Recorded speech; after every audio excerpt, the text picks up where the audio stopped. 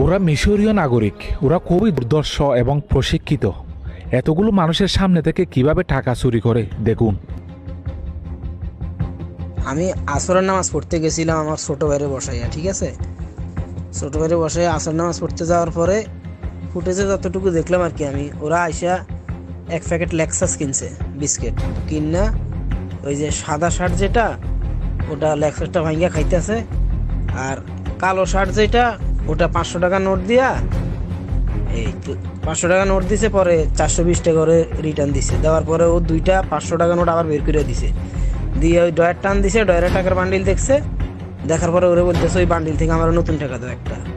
ও তো ইংলিশে বলতেছে, তাই না, ও ইংলিশে বলতেছে, ও বুঝছে ওরা এই মানে বিদেশি আর কি। যাক, তো ও টাকার বান্ডিলে বার করছে, বাইর করে ওরে দিল একটা টাকা, এর ভিতরে ওর হাত থেকে টাকাটা বান্ডিল পুরো বান্ডিলটা নিয়ে গেল, নিয়ে কৌশলে ওই দুইবারে আমার 35,000 টাকা নিয়ে গেছে।